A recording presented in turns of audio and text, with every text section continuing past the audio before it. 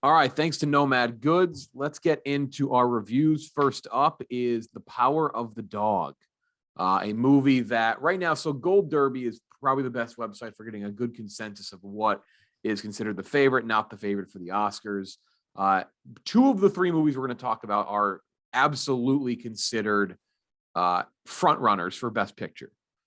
One of them being The Power of the Dog, the other being Belfast. We'll talk about Belfast a little bit in a moment. But The Power of the Dog released in theaters and then on Netflix. So you can go watch this now on Netflix. A domineering rancher responds with mocking cruelty when his brother brings home a new wife and her son until the unexpected comes to pass. Benedict Cumberbatch in the lead role as Phil Burbank.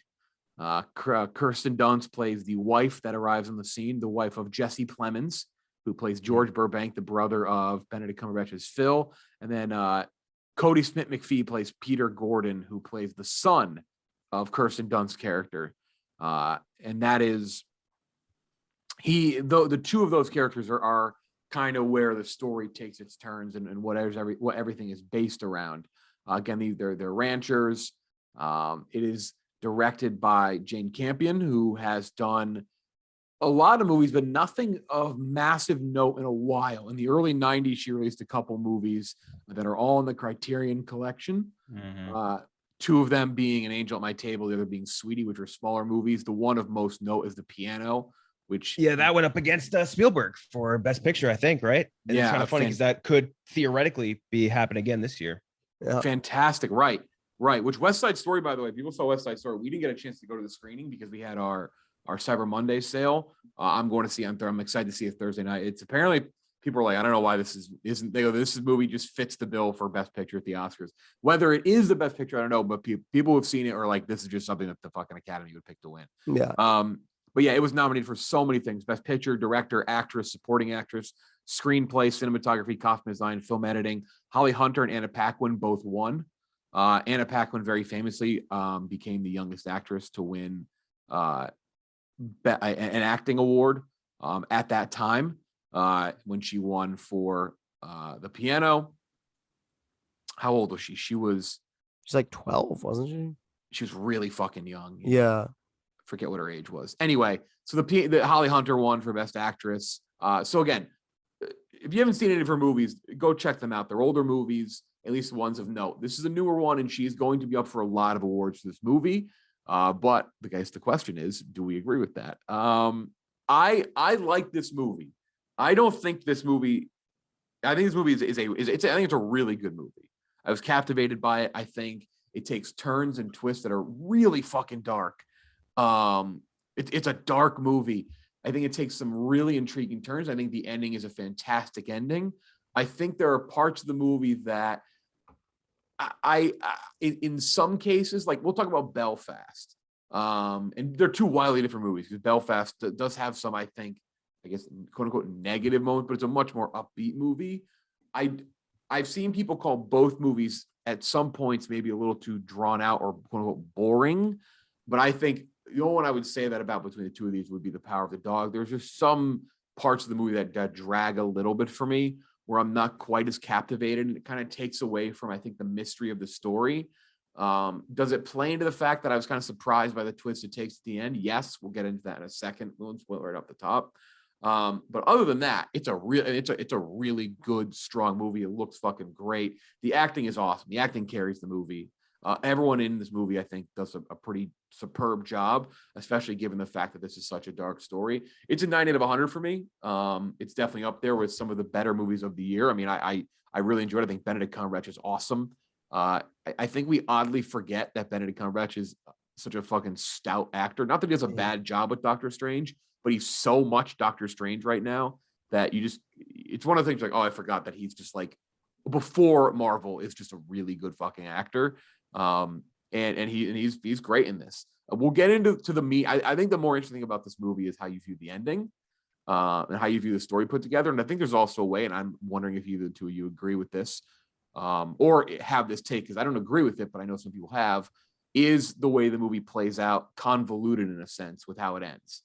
And we'll spoil it in a second. But 90 out of 100 for me. I do not think it's the best movie of the year. I don't think it really sniffs the top. I know I have an unconventional one. I'm obviously obsessed with Dune, but I also know that we just saw something, Ken, Jack, and I at least did, Licorice Pizza, that is up there as well. I don't think this is up there even with the Judas and the Black Messiahs, even though that I know does not count for Best Picture this year.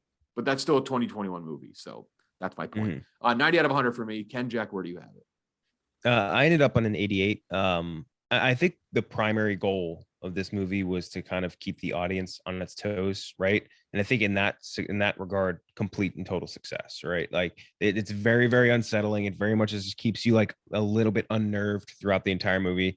So on that level, I think as a primary objective, so to speak, I love that. I think it's the movie that makes you feel like a fight is about to break out at any second, but it just consistently sort of teeters on the edge of that without breaking through, which I found very smart. It's not something you see in a movie often. Like usually if like an animosity is building throughout a movie, like you get like the true explosive sort of resolution to it. And like you sort of don't here, which I thought was kind of smart on Campion's part. And I really enjoyed that. But really, I think what makes the movie good more than anything else is the performances or other performances. Cumberbatch, he's so good as a bad guy here. He's like a brilliant bastard in this movie. And he's so unnerving. And I think that he really does a good job of reminding probably a lot of us of at least one person in our life, like someone that like you try to keep your distance from because they have that air that they might pop off. You know what I mean? Like where it's like, I'm just gonna keep a respectful distance away from this person. And I think he just did a really, really good job there. Our thick boy, Jesse Plemons, awesome job in this. We love him. Got called fatso a lot as a fellow fat. Thought that was fucked up, but it reminded me how funny the word fatso is. Also, I thought that what do you call it? He did a really good job with his real life wife. I thought that Kirsten Dunst, I think this is my favorite Dunst role maybe ever. I think she's fantastic. She really makes you feel that sort of like I'm trapped here and I don't know what to do mentality, and like she obviously delving into alcoholism and all that. Cody Smith McPhee, someone who like every time I see him, like, oh, that's who's he an X-Men Nightcrawler or something? I'm saying, oh, it's the Nightcrawler guy. Think so. Yeah. Yes, it's a very distinct look about him. So like that is usually the only thing I can focus on, but I think he did a good job here of being like the just a very interesting character. You know, like you feel like you do get this sort of like weak son character in, especially in Western movies a lot. And I think that he did a good sort of he did his own spin on it very well.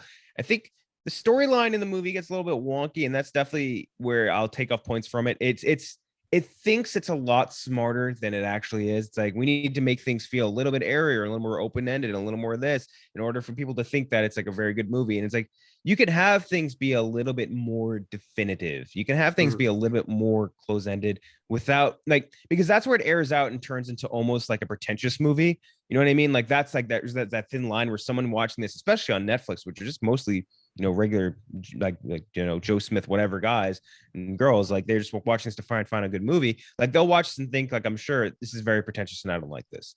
And that's where it kind of loses it a little bit. And it reminds me a lot of another Netflix movie, which with Jesse Plemons, which was I'm thinking of Ending Things. You remember that from last year?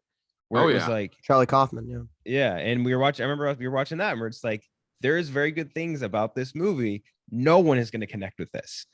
I think that movie is way more like out of left field than this movie is, but this movie definitely has moments in the storyline that definitely, like, I think will turn a lot of people off, turn me off a little bit too.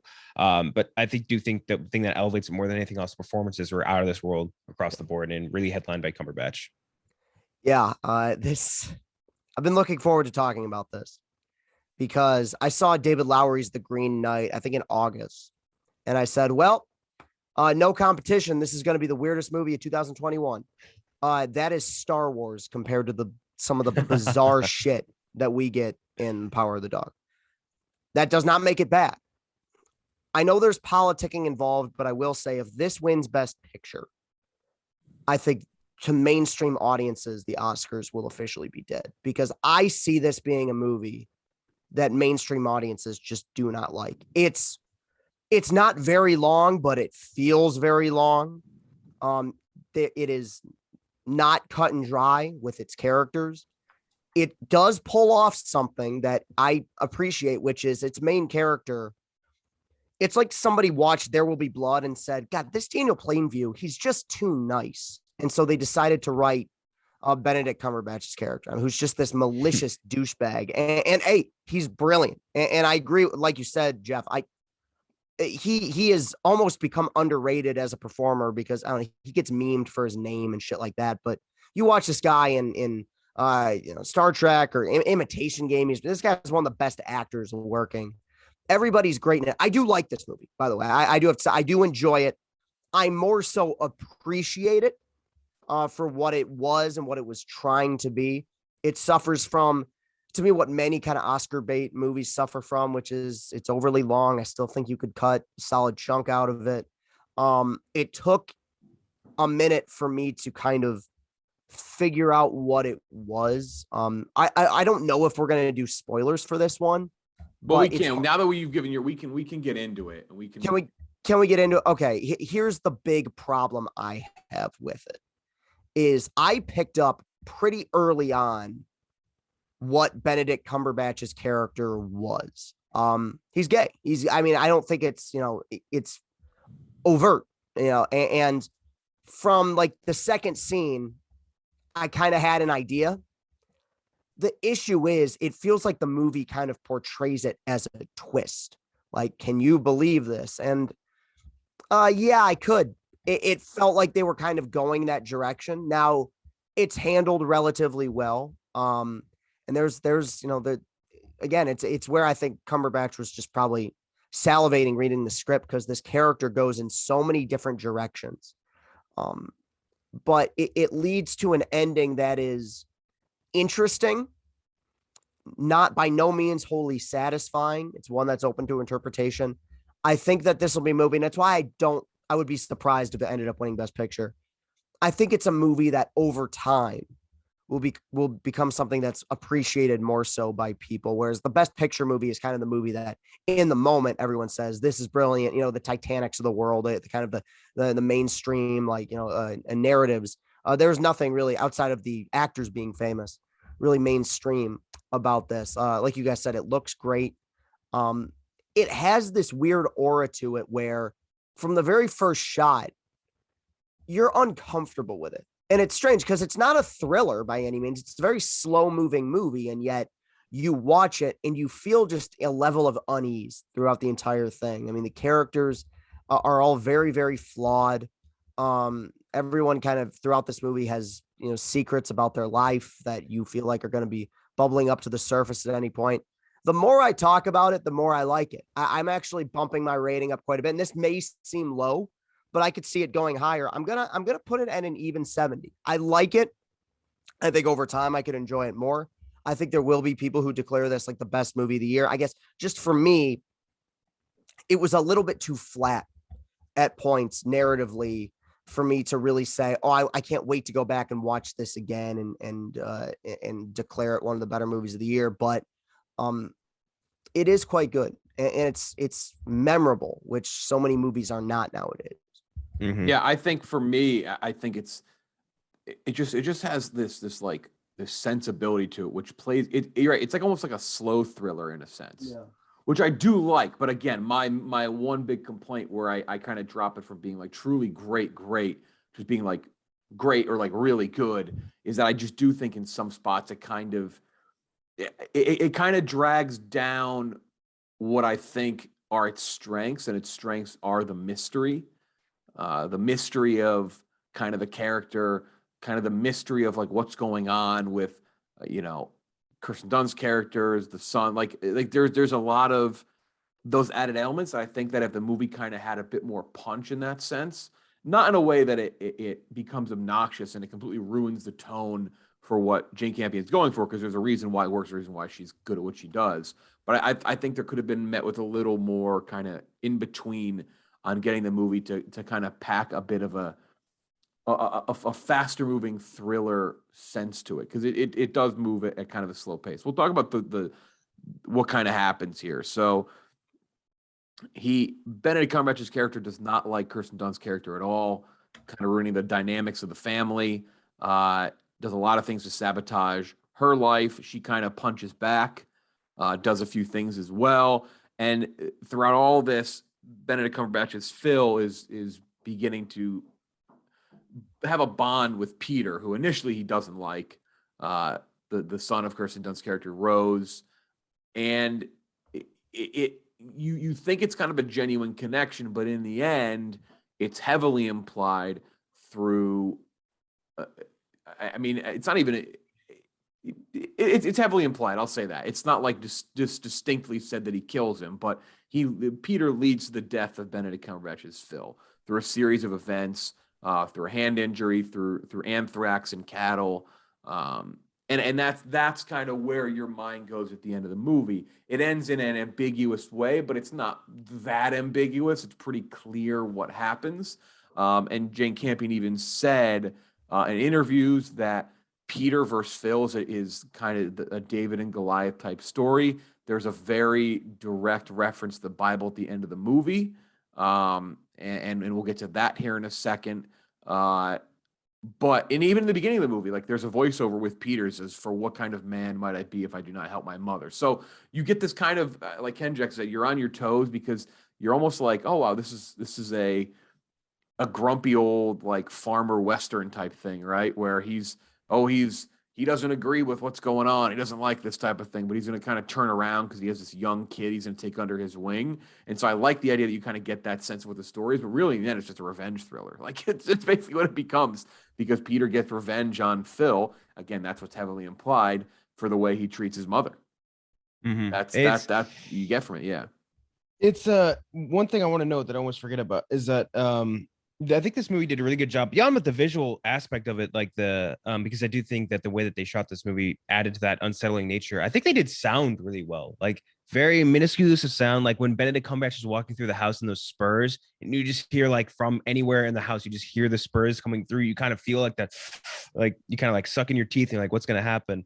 And you're like, what's gonna happen there? But as far as like the revenge sort of thriller aspect of it, that's kind of like it's funny because you only come to that conclusion more towards the end, because really like almost every movie, like you kind of know what the objective of the movie is within like the first like 20 minutes or so. Like, okay, like person A needs to do this and like that'll be the end of the movie. Like there's not really that in this, right? It's just like they're just like living their life. Like as far as we know, like this family's just going about their business in their day. Like you don't know what is supposed to be happening. And I do like how that sort of wrapped up with Phil just getting kind of killed more or less by what was the Cody McPhee's character's name? Peter, yeah, him getting killed by Peter. I do like how that ended up wrapping up. That was something I didn't see coming really at all, and I thought that the whole fact that he came around to liking Peter too even was kind of a surprise.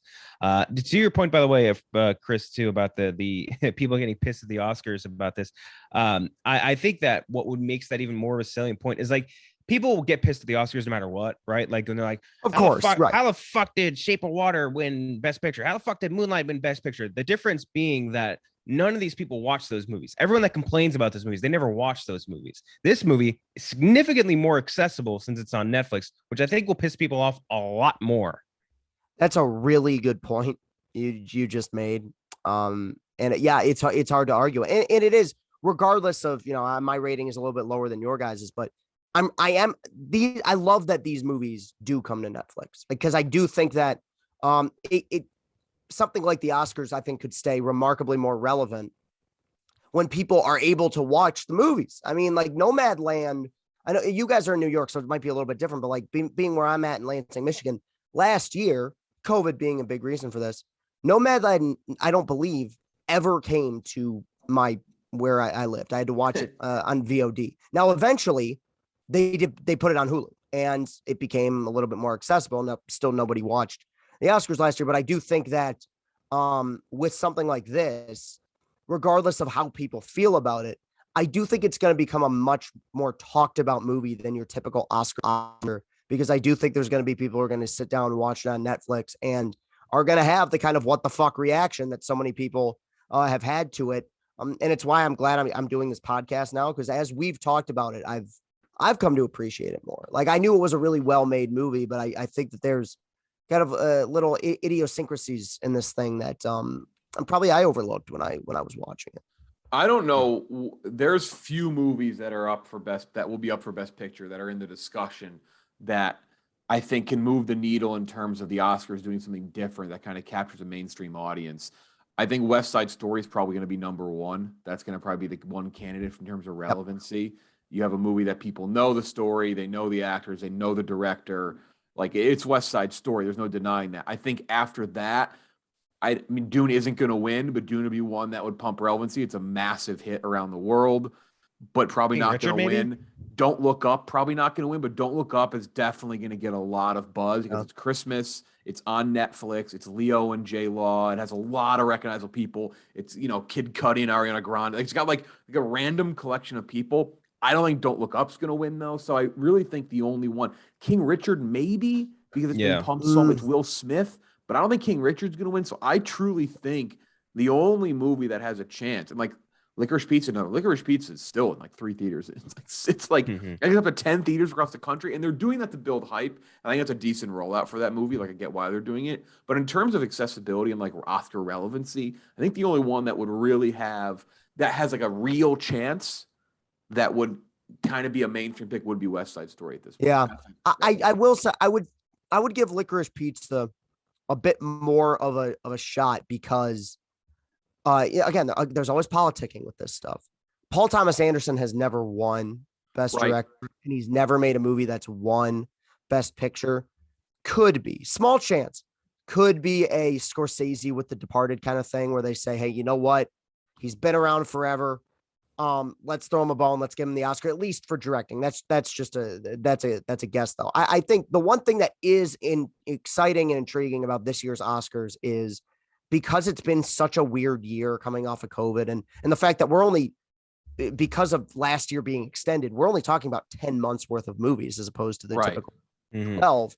And remember how long it's going to take for it to come. Remember, the Oscars isn't until March because of the Olympics this year. That's right. Okay, so then it'll be maybe they'll push it again. But I think if there's a year where we're going to see some weird, oh my God, that guy's still around nominations. I mean, Will Smith potentially winning an Oscar is not that surprising, but like one movie that I'm really amped for, just because like nothing would be more 2021 than the idea of hearing Simon Rex be nominated for an Academy Award. And like from what I hear, Red Rocket is really, really great. And I feel like the acting categories are going to be kind of thin, and we're going to see some people be nominated this year that we're going to look at and go, wow, yeah, God, man, they've been around for a long time, or where have they been? So that does excite me, and I think could make for kind of an interesting, assortment of nominations.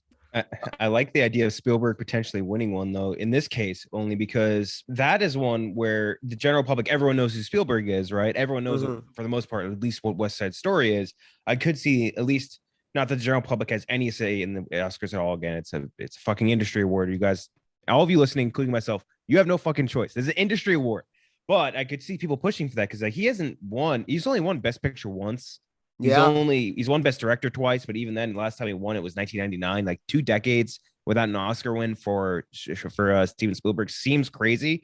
I'm sure that the general public would love that for him. For that's worth. And you look at last year's show, and I'm just talking about the show in general, was the lowest rated Oscars ever. Yep. If there is no director ever in the history of the world who's more mainstream than Steven Spielberg. Right. If you ask any person just randomly walking on the street, name one film director, highest percentage answer is going to be Steven Spielberg. So if there's ever a year where to kind of get that audience back, you go, it's the equivalent of bringing Billy Crystal back to host the show, where it's like, let's go, let's get the kind of tried and true method. Let's bring let's throw a bone to a guy that's been around forever, that every fan knows, that the industry knows. And from what I mean, West Side Story is my most anticipated movie of the year. So, I mean, I'm acting like it's going to be some political thing. He may earn it. I mean, the movie looks amazing. So, it'll be a more intriguing award show than it probably has been over the last several years. Yeah, and we'll get to a little more on the Oscars in a second. We talk about Spencer and talk about if Kristen Stewart is deserving of Best Actress. But I just want to wrap up on kind of the twist here. In the end, we see this Bible verse well after Phil has died. You see Peter looks on smiling at his mom and now his new stepdad, Kirsten Dunst and Jesse Plemons. And he reads a Bible verse, and the Bible verse says, "Deliver my soul from the sword, my darling from the power of the dog." And if you look up that Psalm 22, if you look that up, so you go to Wikipedia, probably the best source for anyone wanting to learn about the Bible. three religious lads here. In the most general sense, Psalm 22 is about a person who's crying out to God to save him from the taunts and torments of his enemies, and in the last 10 verses, thanking God for rescuing him. So I mean, it's on the nose. It's not on the nose, but it's clear that he, the intention was to kill him. And I think the more you read into the idea that Jane Campion views this as a David versus Goliath thing, which David versus Goliath very tied into that Bible verse and Psalm and all that from everything I've read. It makes complete sense, and it's kind of a cool way to look at it. And that made me appreciate, I think, the movie even more. Is that, think about the ways he, like, I've seen some criticism, like, it's so random how he killed him, right? Like, it's not like everything was completely planned. He couldn't have planned the hand cut. He couldn't have planned, finding a cow with anthrax. But it does have this. It made me appreciate the kind of David versus Goliath. Like, he used the things that came his way to take down somebody who stood in the way of his mother. And again, what he said in the beginning of the movie on the voiceover, for what kind of man might I be if I do not help my mother? So I thought that made me truly appreciate the story that was crafted here. The one thing I wanted in that movie more than anything else was for Jesse Plemons to just punch Benedict Cumberbatch in the face. He just got run roughshod. Benedict Cumberbatch was just riding his ass the entire movie, and he's just sitting there like, what'd you say, brother? And just like, he just called you a fatso and said your wife's a gold digger. You should punch him in the face. It's like, what the fuck? But that's where it's good, because you want that and they don't give it to you. You know what I mean? Yeah. Again, it speaks to the level of unease where I feel like in a mainstream film, there'd be that moment, that crowd pleasing moment where he cocks back and punches him in the nose, and you're waiting for that. And there's even a moment close to the third act where it feels like that moment's coming, where it feels like that confrontation is happening. And they have one, and then they just kind of go their separate ways. And you feel, you do feel tense, weirdly watching this, because it continually subverts your expectations, I feel like, in a good way. Brilliantly menacing, I think, is the best way to describe it. Yeah. Very menacing movie. If it does win, deserving. I think it is deserving of it. Would it be my pick? No. I do think it's one of the better movies I saw this year. So, and again, just fucking great acting all around. That's Power of the Dog. We enjoy that. And I think Chris, you said it too, for your example, it's a movie that you'll personally appreciate the more you think about it. That's been kind of the case for me. The more I kind of read up on it, I like kind of diving into the little bits at the end, especially with the Bible verse and stuff. I think that added kind of more to the lore of what they were trying to create there with the Peter character.